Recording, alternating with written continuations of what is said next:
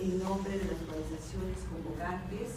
Todas las que estamos aquí realmente tenemos un compromiso institucional, personal, de vida, para luchar en contra de la violencia de la mujer, y por eso creíamos que los últimos sucesos, las declaraciones lamentables de la congresista Nelly Cuadros, a la cual rechazamos profundamente, nos ha puesto en la necesidad de convocar a esta conferencia de prensa y expresar nuestro más duro rechazo.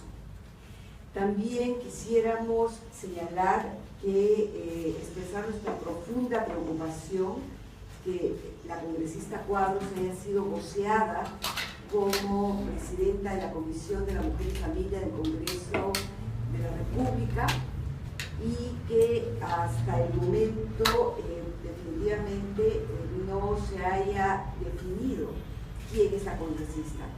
Los dos antecedentes que hemos tenido, tanto con la congresista García como ahora con la congresista Cuadros, ponen en evidencia que desde la bancada Fuerza Popular no se está tomando en consideración la importancia y el rol que tiene esta comisión tan importante para el derecho de las mujeres. Y sobre todo, lo que nos preocupa es que esta comisión hasta el momento no haya definido su representación. Por lo tanto, creemos que la bancada Fuerza Popular no está viendo con seriedad este tema. Y en ese sentido, como organizaciones, sí nos damos la libertad, la organización de sociedad civil nos damos la libertad de expresar y exigir que pueda tener otra representación esta comisión. Creemos que cualquier otra bancada podría asumir la conducción de esta comisión y así dejar un espacio por lo menos simbólico de que quienes están en la Comisión de la Mujer están firmemente convencidas con la igualdad y con el respeto a los derechos humanos. Y obviamente uno no puede hablar de respeto a los derechos humanos si uno no está convencido con el enfoque de género. Entonces, en ese sentido, las organizaciones que la acompañan, las representantes, las organizaciones más importantes del país, es que queremos expresar nuestra voz. Yo dejo en palabra a mi compañera Marisabel Sedano de Deluz. Gracias, Susana, gracias a mis compañeras aquí presentes, a todas y todos ustedes, ¿no? Nosotras estamos aquí en defensa de los derechos humanos de las mujeres, en defensa del derecho humano a la igualdad de género, en defensa de los derechos humanos a los derechos sexuales y los derechos reproductivos, el derecho humano a una vida libre de violencia. La gran pregunta es si el fujimorismo garantiza o no derechos humanos para las mujeres en este país. Si la bancada fujimorista cuenta con una representante, con un representante que va a garantizar los contenidos esenciales mínimos de los derechos humanos y las garantías a las que el Estado está obligado a cumplir. Le llaman ideología de género a lo que es un derecho humano adquirido, como la igualdad de género. El comité CEDAW, el comité que defiende la Convención para eliminar toda forma de discriminación contra la mujer, ha dejado claro que las mujeres sufrimos múltiples opresiones y discriminaciones y que se debe proteger de todas ellas, incluida la de orientación sexual e identidad de género. Los comités que vigilan tratados de derechos humanos le han hecho sendas recomendaciones al Estado peruano, incluido al legislativo, para que garantice el derecho humano a la educación sexual, a la educación con enfoque de género, el derecho al aborto seguro, a la despenalización del aborto por violación, por ejemplo. Acaban de pronunciarse tanto la Comisión Interamericana de Derechos Humanos como el Alto Comisionado de los Derechos Humanos de Naciones Unidas. En ambos comunicados se exhorta al Estado peruano a garantizar nuestros derechos sexuales y reproductivos y además ven con mucha preocupación los retrocesos a derechos adquiridos. Y eso acaba de pasar en los últimos días. Ante eso, ¿qué tiene que decir el Congreso? ¿Qué tiene que decir la bancada que tiene la mayoría? ¿Qué tiene que decir la señora congresista voceada como presidenta de la Comisión de la Mujer? Ella no puede, en un Estado laico, en una democracia basada en derechos humanos, anteponer sus creencias religiosas a los derechos humanos de todas y todos en este país, de las mujeres y de las personas lesbianas, gays, bisexuales, trans existentes. Entonces nosotras estamos aquí porque es una cuestión de derechos humanos, porque los derechos humanos son la base de la democracia que nosotras aspiramos. No pueden ser ni la corrupción, ni la impunidad, ni el indulto, ni ninguna de estas otras amenazas a los derechos humanos un contexto país en el que se quede librada la Comisión de la Mujer a quien defiende intereses de un grupo o intereses personales y no los derechos humanos de toda la ciudadanía.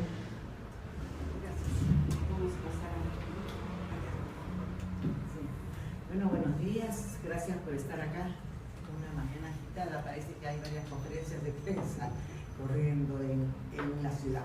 Pero nosotros tenemos urgencias también, y muy grandes.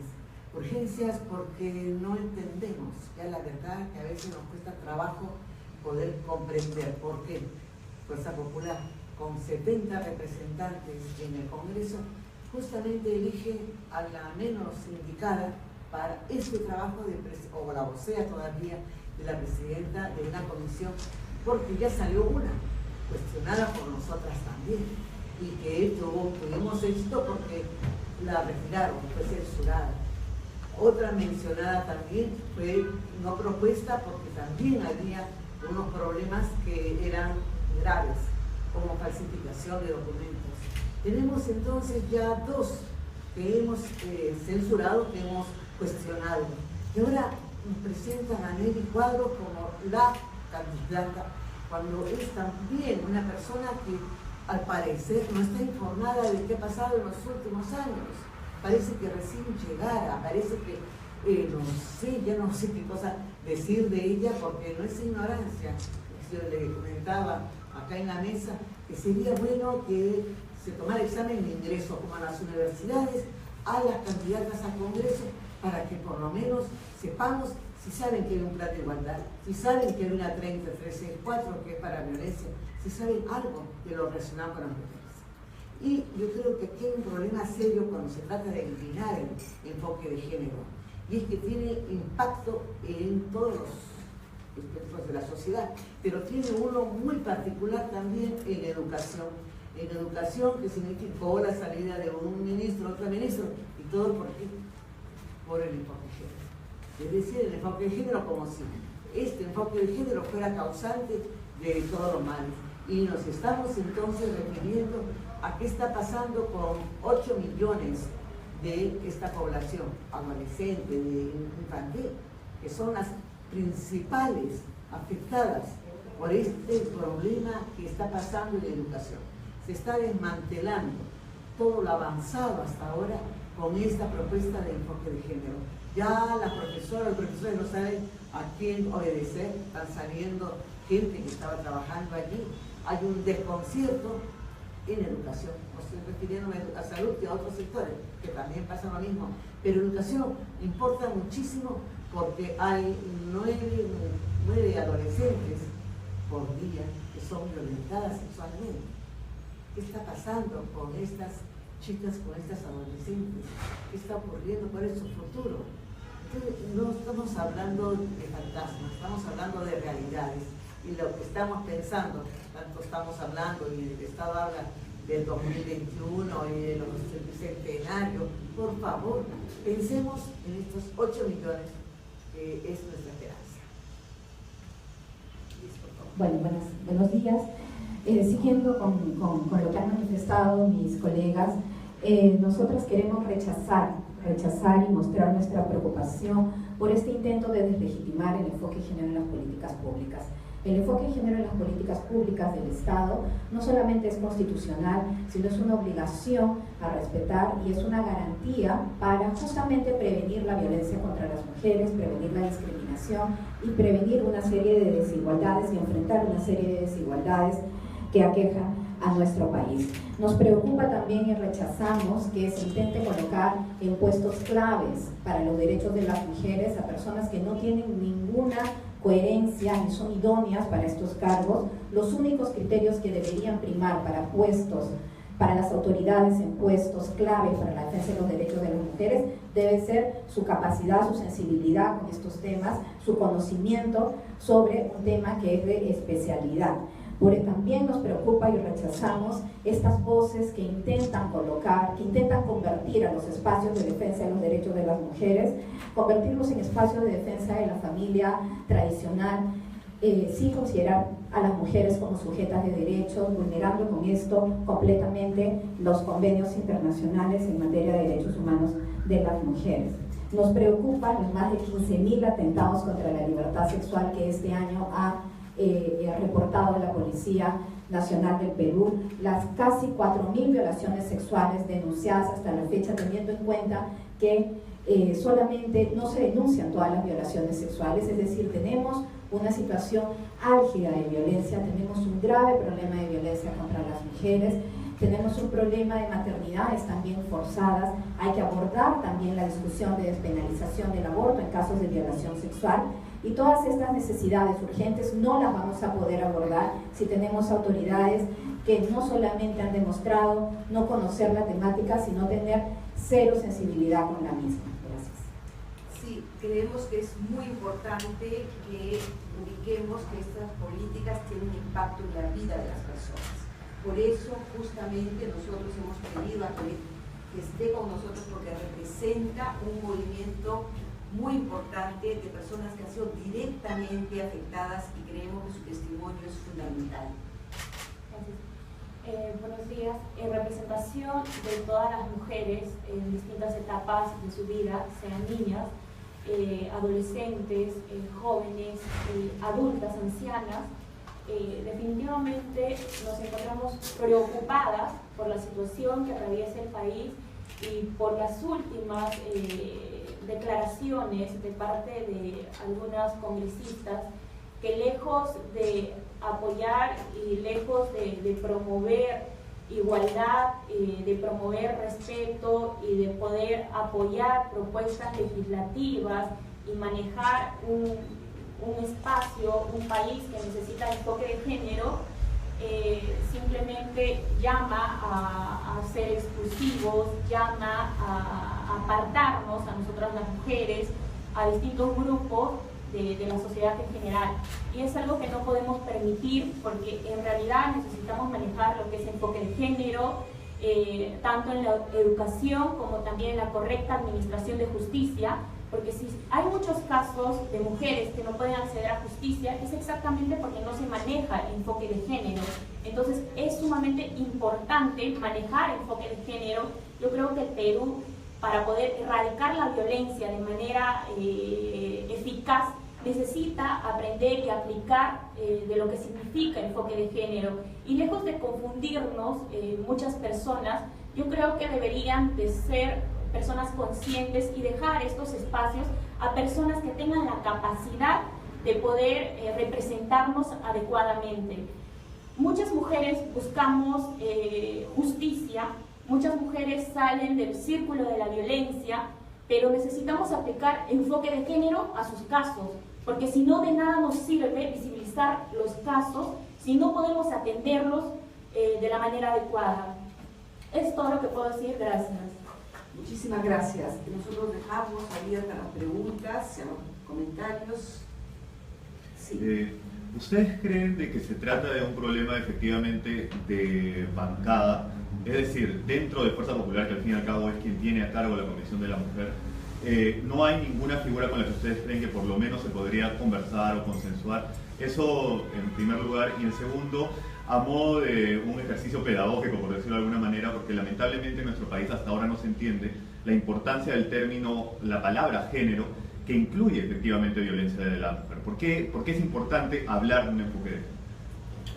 Sí, seguramente mis compañeras van a poder complementar, pero efectivamente creo que la contingencia que hace es a que si se trata exclusivamente de un problema de bancada, creemos que es mucho más extensivo a una sola bancada. Pero dado que hay una mayoría en una bancada, también impone cierto orden y concepto que está atentando contra un conjunto de derechos. Entonces, si no se peca por acción directa, creo que sí por omisión, y en este caso sí hay, digamos, una posibilidad de cambio que podría ser una bancada tan grande como es la bancada fujimorista, sin negar que en las demás bancadas existen también personas que están muy enfocadas en combatir el enfoque de género.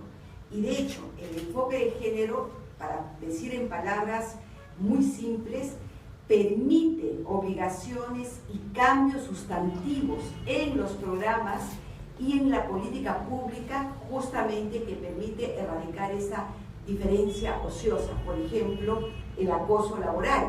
Si hubiera un enfoque de género, esto no se permitiría. O lo que ya han señalado como el tema de la violencia. Y el enfoque de género lo que hace es trabajar que la feminidad no sea un elemento de debilidad, no sea visto como algo que es, digamos, de menor valor social. Y definitivamente por eso que no es tan solo está vinculado al sexo femenino, a las mujeres, sino también a las poblaciones LGTBI. No sé si quieren complementar mis colegas. Bueno, creo que es importante lo que señalas del gran desconocimiento que hay, pero también sobre esta campaña que promovió la mala información sobre lo que es la igualdad de género. Finalmente, como ha dicho mi colega, la igualdad de género trata justamente de deconstruir, de cuestionar estas desigualdades naturalizadas, de cuestionar esa naturalización y esa tolerancia a la violencia, por ejemplo, ejercida contra las mujeres y contra otras poblaciones. Es decir, cuestionar la jerarquización, la naturalización de la jerarquización de mayor estatus de lo masculino sobre lo femenino para arribar a una sociedad más justa, más igualitaria y en donde podamos respetar los derechos de todas las personas. De eso habla el enfoque de género, es un enfoque fundamental para las políticas públicas y es realmente un crimen que se esté tratando de cuestionar. ¿Y por qué lo digo un crimen? Porque al cuestionarlo y al debilitar este enfoque de nuestras políticas, se promueve la violencia y se debilitan los avances ya logrados. Me gustaría saber para ustedes qué congresista sería la más adecuada para liderar la Comisión de la Mujer. Y por otro lado, ¿qué congresista sería, a su opinión, la más adecuada para liderar la Comisión de la Mujer?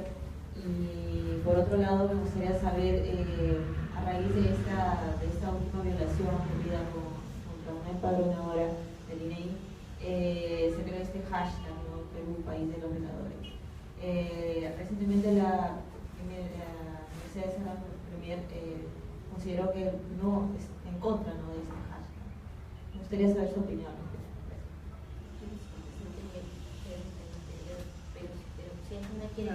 Sí, era sobre, tú tenías dos preguntas, ¿no?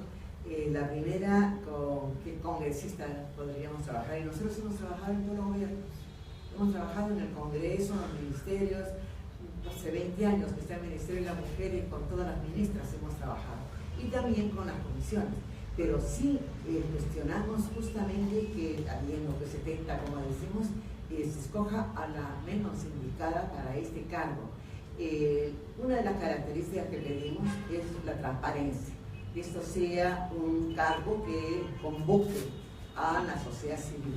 Y la experiencia con Indira Wilca fue buena, porque precisamente al terminar su periodo convocó a la sociedad civil y nos hizo un recuento de lo que se había hecho y de lo que estaba pendiente. Eso pedimos. Pedimos que tengamos una capacidad de diálogo, de poder decir, falta esto, no falta esto, qué podemos hacer, en qué podemos apoyar. No queremos ser invitadas de piedra. Nosotras tenemos capacidad y además interés en hacer propuestas. y estas propuestas tienen que ser dialogadas. Entonces, y que después haya rendición de cuentas. Nosotras no podemos tener no quisiéramos tener a ningún congresista que simplemente esté allí, como podemos decir vulgarmente, calentando asientos. No es eso. Están ahí porque nosotras hemos elegido, no a ellas, pero les hemos elegido y tienen obligaciones con la población. Eso exigimos.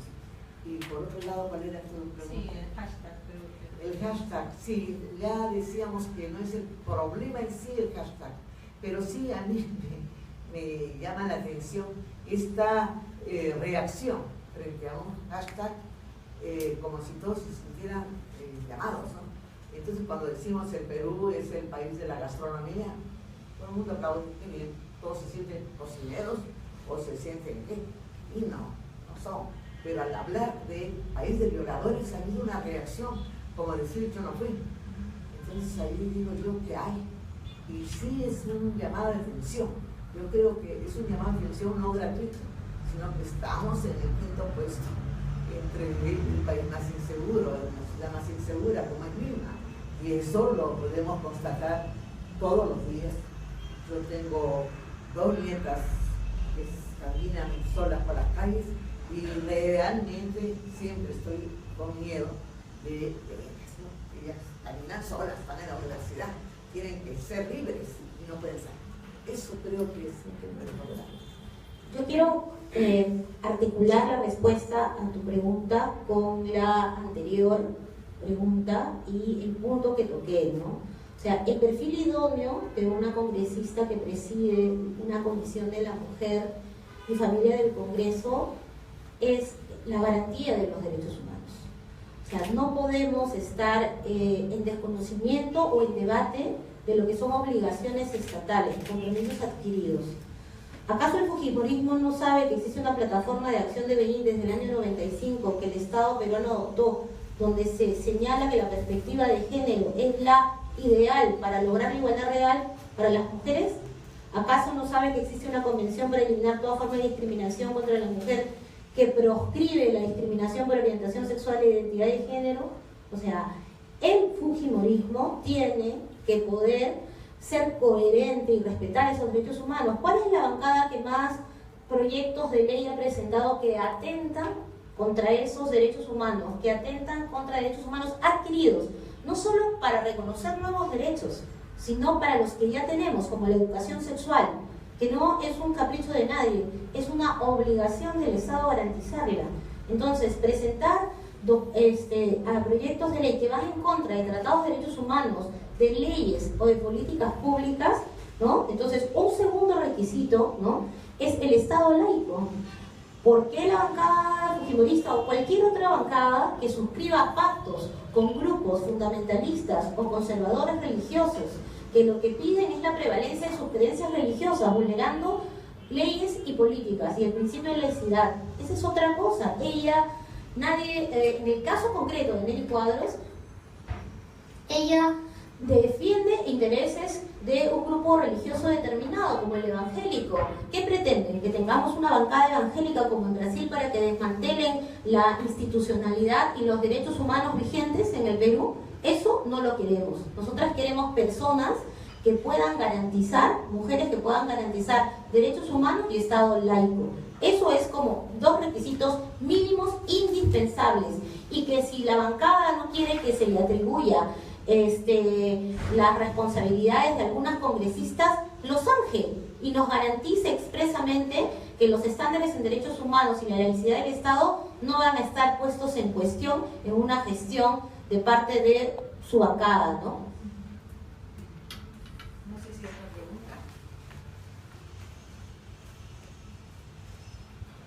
¿Creen ustedes que, porque definitivamente el perfil de Nelly Cuadros ha sido como que bastante conocido por las declaraciones, por decirlo de algún modo, polémicas que tiene, pero la gota que ha rebalsado el vaso, es decir, para que no se piense que es un cargamontón contra la congresista, es precisamente esta famosa respuesta de que el género es que una persona se case con su computadora, ¿no?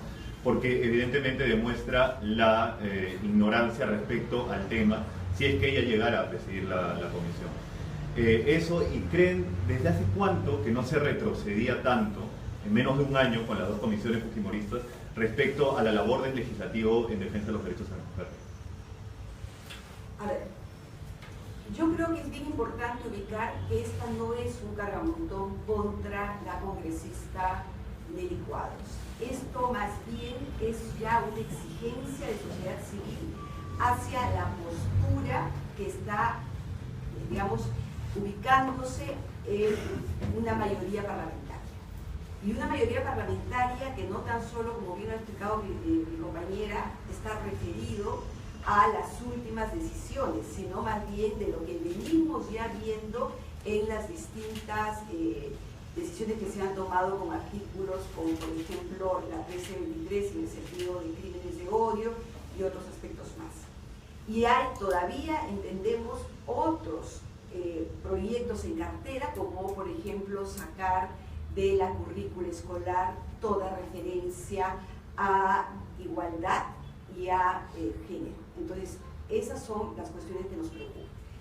Y lo otro que me preguntabas que era...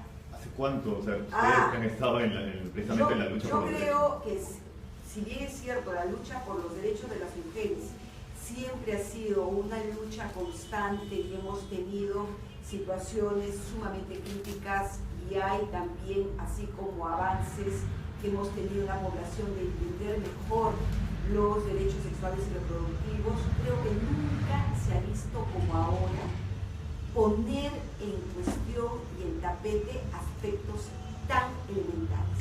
Y enfoque de género, como bien han señalado nuestras colegas, no es una definición reciente. Ya tenemos por lo menos 25 años, ¿no? 25 años donde el enfoque de género se viene constituyendo en una aspiración nacional y que hemos ido construyendo estas organizaciones que las que estamos aquí sentadas y muchas más con su granito de arena poco a poco un nuevo sentido de la sociedad y a eso es lo que se está interpelando ahora.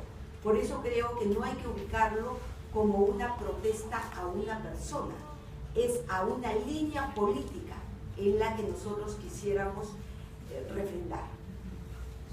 Sí. Yo quería aunar ahí, exactamente nosotras nos preocupa que hay un contexto de riesgo para las mujeres, hay un contexto de riesgo y no solamente en la sociedad por la violencia que se ejerce, sino también a nivel de lo político. Vemos en este tema, en esta asignación de personas no idóneas para cargos claves, un riesgo y un peligro para avanzar en la defensa de los derechos de las mujeres. Estamos llamando como una alerta frente a lo que significa retroceder en materia de políticas públicas a favor de los derechos de las mujeres. Implica más violencia, implica más violaciones, implica más agresiones, implica retroceder en materia de igualdad. Nosotras lamentamos mucho que durante este tiempo hayamos tenido que estar saliendo constantemente a defender los derechos de las mujeres en cuestiones tan básicas, ¿no? Realmente lo que ha pasado las propuestas legislativas para garantizar los derechos de las mujeres a una persona que no tiene conocimientos adecuados, que no tiene sensibilidad y que no tiene voluntad política para luchar por los derechos de las mujeres. Bueno, agregando a lo que dice las demás compañeras, definitivamente es cierto, nosotras de pronto como agrupaciones, como colectivos, protestamos muchas veces y colocamos en agenda pública los problemas que se atraviesan en la sociedad, pero esto lamentablemente no sirve de mucho si encontramos a personas que tienen la capacidad de tomar decisiones, no están realmente capacitados o en capacidad de poder atender, comprender y trabajar sobre este tema. Entonces me parece que es un retroceso definitivamente tener representación en el Congreso y en otros espacios de personas que no comprenden el motivo de estas causas, el motivo de nuestras luchas. Entonces no somos nosotras, porque muchas veces dicen, bueno, después de tantas marchas, ¿qué sucede? ¿Qué pasa? ¿Todo sigue igual? ¿Sigue peor? No, nosotros colocamos, visibilizamos y colocamos en la agenda pública lo que realmente está sucediendo, identificamos el problema, pero ¿qué? ¿Quiénes somos llamados a atender estos casos? ¿Quiénes toman decisiones? Y si quienes toman decisiones no están conscientes de lo que realmente está sucediendo y solamente llaman a la sociedad a confundirlas, pues lamentablemente estamos retrocediendo. Y como país, el Perú debería de sentirse muy avergonzado de que tengamos ese tipo de representantes. Los casos de violencia en contra de las mujeres, ya en sus diversas formas, ya sean por feminicidio, lesiones, violencia familiar, violencia sexual, realmente cada vez van en incremento, y eso es lamentable. Yo creo que todos los peruanos, así como todas las peruanas, deberíamos de sensibilizarnos más sobre este tema, deberíamos de ser mucho más conscientes en general y poder apoyar esta causa, así como apoyan de pronto un partido de fútbol de la selección peruana, ¿no? ¿Por qué no todos nos ponemos a luchar en contra de la violencia? Y los mayores índices de violencia que se registran en el país, en el mundo, son hacia las mujeres. Entonces estamos hablando de algo serio y hay que tratar con seriedad también este caso. No podemos, pues, estar representados por personas que en realidad no nos representan. El Plan de Igualdad de Género vigente exige que el Estado adopte el enfoque de género en todos sus estamentos. Es una meta que además está acabando este plan este año y queremos saber cuánto se ha avanzado en la transversalización del enfoque de género. Implica que el Congreso adopte el enfoque de género, implica que el Instituto Nacional de Estadística adopte el enfoque de género y que no suceda lo que sucedió porque por falta de ese enfoque no tuvo protocolos de seguridad para una realidad como la violencia sexual que ataca a las mujeres día a día, ¿no? Entonces, en los estándares de derechos humanos sobre igualdad de género se los exigimos a todas y a todos por igual. Ahí nosotras no discriminamos. Es a la bancada fujimorista y a todas las bancadas del Congreso, a todas las autoridades. De hecho, le exigimos a la Premier Arauz que en lugar de crear una nueva SEMAN contra la violencia hacia las mujeres, cumpla con la ley 3364 y convoque a la existente, que está conformada por 9 ministerios, el Poder Judicial, el Ministerio Público, la Defensoría del Pueblo, y pueda definitivamente aprobar el plan bianual contra el plan para que se puedan llegar a las metas del Plan Nacional contra la Violencia de Género de este año y el próximo. Entonces, nosotras lo que estamos pidiéndole es a todas las bancadas las garantías de nuestros derechos humanos adquiridos. 40 años de feminismo contemporáneo en el Perú han hecho que adquiramos leyes y políticas públicas. Seguimos peleando por mejorar y no estamos dispuestas a que nos quiten ni un solo derecho adquirido que está amparado ya y que simplemente porque hay grupos que tienen creencias religiosas particulares se atribuyen el privilegio de desinformar, porque lo hacen con el asunto del género, y de meterle miedo a la población. Desinformación y miedo a la población son la fórmula de un proyecto autoritario para esta sociedad, y nosotras somos profundamente democráticas y respetuosas de los derechos humanos, y esa es la legitimidad. Por eso le exigimos a todas las bancadas y a cada persona, como dice bien Arlet, que quiera representarnos en el Estado, en sus diferentes poderes públicos, que mínimamente respete esos derechos humanos. Bien, no sé en todo caso si podemos dejar luego para que ustedes puedan hacer preguntas individuales a mis colegas. Sí, finalmente se está convocando a una nueva movilización para el día 25 de noviembre. Sí, estamos convocando una movilización. Diversas organizaciones aglutinadas en el colectivo 25 de noviembre, organizaciones que estamos aquí presentes, así como también diversas expresiones de Ni Una Menos, ¿no? Con la consigna Ni Una Menos, justamente para luchar contra la violencia, para evidenciar este grito traducido en este hashtag, por ejemplo, que se ha visto de Perú País de Violadores, que lo que representa es un rechazo fundamental a la violencia contra las mujeres, un grito de protesta, y bueno, el lema es que las cosas no han cambiado, por eso volvemos a las calles, y volveremos a las calles recurrentemente hasta que las cosas cambien. Bien, disculpa, me gustaría agregar, además de que el 25 de noviembre esta marcha, esta manifestación, también cae en una fecha muy especial, que es el Día Internacional de la Eliminación contra la Violencia hacia la Mujer. Entonces es importante, también yo hago la invitación a los medios de comunicación para que puedan en realidad darle la cobertura necesaria, porque esto es responsabilidad de todas las personas.